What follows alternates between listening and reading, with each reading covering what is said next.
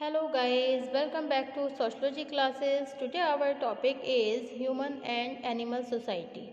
Okay? मानव तथा पशु समाज. Okay? समाज के संपूर्ण विवेचन से स्पष्ट हो जाता है. समाज के संपूर्ण विवेचन से स्पष्ट हो जाता है कि समाज केवल मनुष्यों तक सीमित नहीं है. ओके?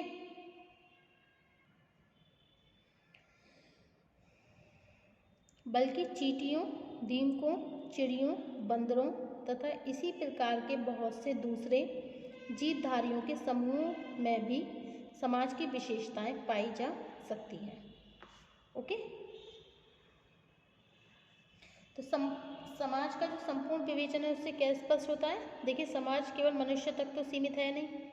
ओके? ये तो बल्कि चींटी, दीमक, चिड़ियों, बंदर और इसी प्रकार के बहुत से दूसरे जीवधारी जो हैं उन सभी के समूह से भी समाज की विशेषताएं पाई जाती हैं. ठीक है? अनेक विद्वानों और प्रमुख रूप से डार्विन ने तो यहाँ तक ये मान लिया है कि निम्न स्तर के जीवधारियों की शारीरिक रचना में होने वाले क्रमिक परिवर्तनों के माध्यम से ही मनुष्य अपने वर्तमान रूप तक पहुँच सका है. ओके? इसका मतलब इस आधार पर यह आवश्यक हो जाता है कि मानव और पशु समाज की समानताओं और उनके बीच पाए जाने वाले प्रमुख अंतरों का उल्लेख किया जाए. ओके? मानव और पशु समाज के संबंध का यह अर्थ नहीं है. मानव और पशु समाज के जो संबंध है उनका यह अर्थ कदापि नहीं है कि मनुष्य का विकास पशु समाज के माध्यम से होने के कारण मानव समाज भी पशु समाज के ही समान है तथा पशु समाज को समझ लेना ही मानव समाज को समझ लेने के लिए पर्याप्त है. प्रस्तुत अध्ययन में सबसे पहले हम उन विशेषताओं का उल्लेख करेंगे जो समाज के निर्माण में आधारभूत हैं. इसके पश्चात हम मानव विहीन समाजों, नॉन ह्यूमन सोसाइटीज़ में इन विशेषताओं की प्रकृति का उल्लेख करके यह देखने का स्पष्ट प्रयास करेंगे कि मानव समाज किस प्रकार जैविकीय तथा सांस्कृतिक आधार पर पशु समाज से भिन्न है. Okay?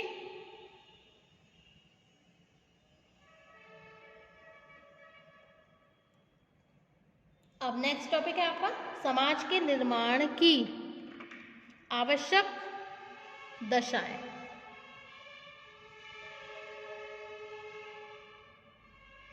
Necessary conditions in the formations of societies. Okay?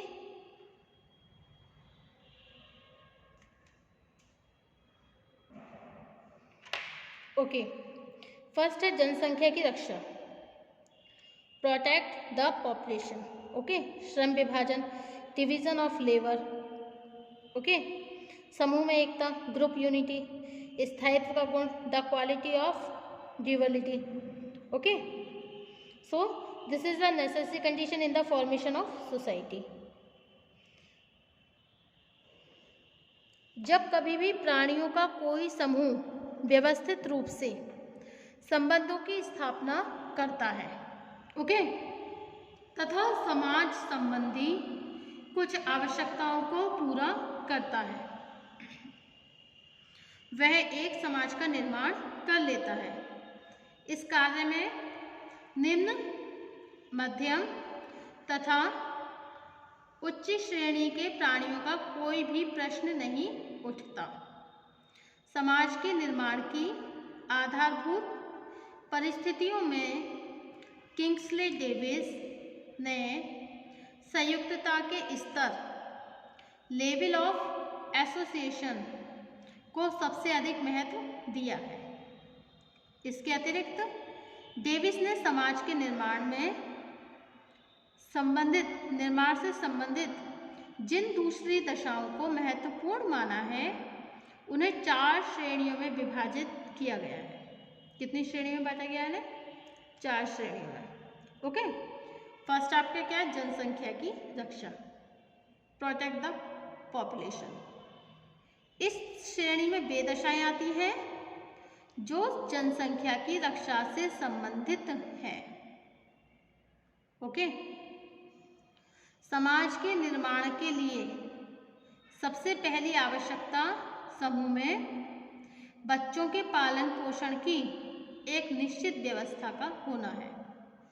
Okay, इसके अलावा जनसंख्या की रक्षा के लिए प्राकृतिक विपदाओं और दुर्घटनाओं के विरुद्ध संरक्षण प्राप्त होना भी समाज की आवश्यक स्थिति है।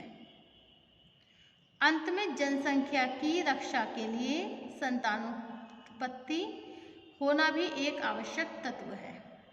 इस कार्य के लिए जनसंख्या का साधन संपन्न भागों पर स्थान परिवर्तन करना, विषम लिंग के सदस्यों में संबंध स्थापित होना तथा नवीन पीढ़ी की रक्षा करना आदि कुछ आवश्यक दशाएं हैं।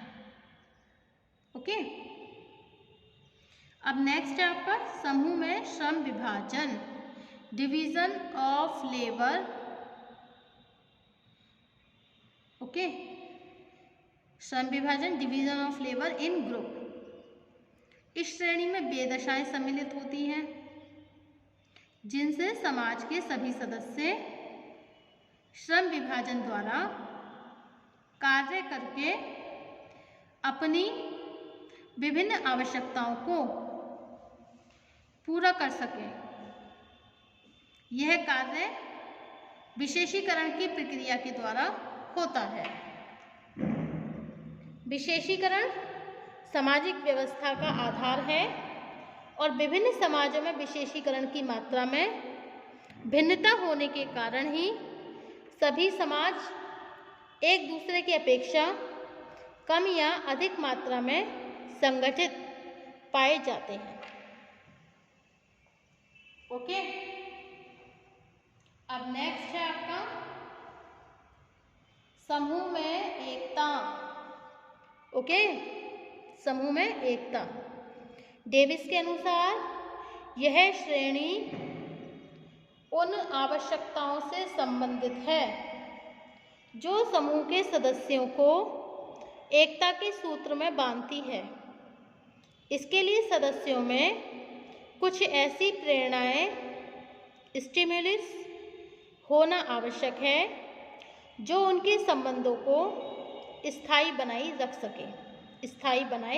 रख सके। संबंधों को स्थायी रूप देने के लिए पारस्परिक सहयोग और सहनशीलता जैसे गुण भी आवश्यक हैं, क्योंकि इसके बिना सहयोग की भावना का विकास संभव नहीं है।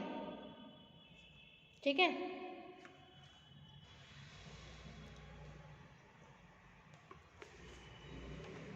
इसके अतिरिक्त समूह की एकता के लिए बाहरी सदस्यों पर कुछ इस प्रकार के प्रतिबंध होना आवश्यक है जिससे उस समूह के सदस्य अन्य प्राणियों की अपेक्षा अपने को पृथक समझें और एक साथ मिलकर रहने की भावना को विकसित कर सकें।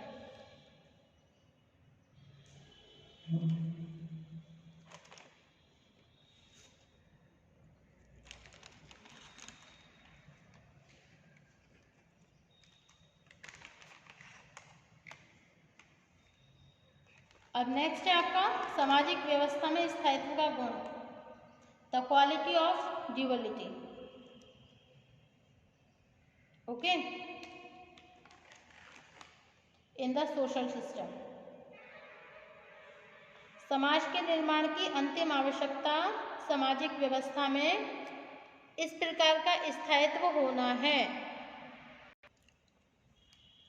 जिससे समाज की निरंतरता बनी रहे। इस कार्य के लिए समूह में कुछ नियमों और नेतृत्व की आवश्यकता होती है। वास्तव में इस आवश्यकता को हम समाज की जीवन रक्षा संबंधी आवश्यकता भी कह सकते हैं।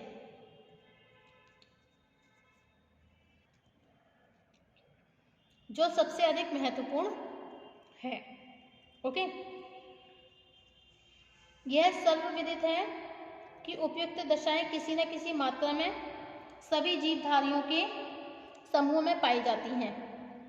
इसलिए समाज जैसी व्यवस्था का निर्माण केवल मनुष्य ही नहीं करते, बल्कि सभी प्रमुख जीवधारी अपने अपने समाजों की रचना करते हैं। इसके उपरांत भी विभिन्न समाजों की प्रकृति में अत्यधिक अंतर पाया जाता है। और तब हमारे सामने यह प्रश्न उठता है कि विभिन्न समाजों के बीच किस आधार पर भेद किया जाए। ओके, यह जानने के लिए एक निश्चित कसौटी यह देख लेना है कि किसी समूह में सामाजिक विशेषताओं का निर्धारण वंशानुक्रम हेरेडिटी के द्वारा होता है अथवा संस्कृति के द्वारा।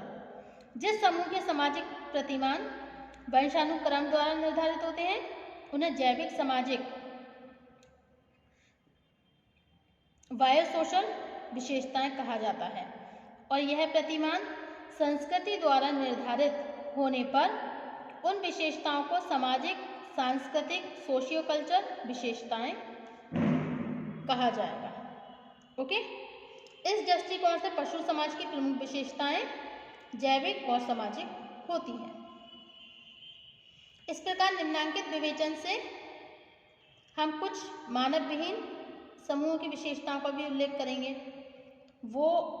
वे किस प्रकार सामाजिक जैविक और सामाजिक होने के कारण मानव समाज की विशेषताओं से भिन्न है। ओके, मानव विहीन समाज के प्रकार types of non human societies. मानव विहीन समाज का तात्पर्य उन समाजों से है जिनका निर्माण मनुष्य द्वारा नहीं हुआ अथवा जिनसे मनुष्य का कोई प्रत्यक्ष संबंध भी नहीं। सभी मानव विहीन समाज जैविक सामाजिक बायोसोशल होते हैं, अर्थात ऐसे समाजों के सदस्यों की शारीरिक बनावट उनके द्वारा किए जाने वाले अधिकांश कार्य उनके वंशानुक्रम द्वारा ही निर्धारित होते हैं। ओके, सभी मानव विहीन समाज में भी समान प्रकृति के नहीं होते हैं, मतलब सभी मानव विहीन समाज समान प्रकृति के नहीं होते, बल्कि उनमें भी वंशानुक्रम पर निर्भरता पृथक पृथक मात्रा में होने के कारण एक स्पष्ट भिन्नता पाई जाती है। उदाहरण के लिए दीमक में श्रम विभाजन और पारस्परिक सहयोग बहुत निश्चित और स्पष्ट रूप से पाया जाता है, जबकि चिड़ियों के समूह में ये विशेषता उनकी तुलना में बहुत अस्पष्ट होती है।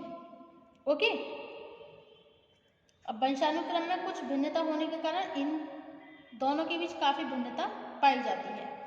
इसमें कुछ विशेषताएं भी हैं, जैसे स्तनपायी तथा कीट समाज, okay, mammalian and insect society, okay, Narwana समाज, प्राइमेट सोसाइटी, और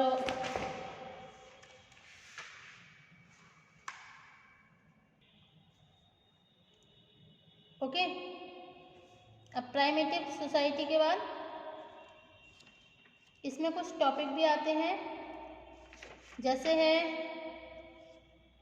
संचार की प्रक्रिया, पूर्व ज्ञान संबंधी प्रतीक, ओके, अभिव्यक्ति संबंधी प्रतीक, स्वैच्छिक प्रतीक। Okay, so thank you for watching my YouTube channel. Thank you so much. Next topic होगा हमारा मानव तथा पशु समाज, human and animal society. Okay, मानव और पशु समाज में शारीरिक अंतर। Thank you.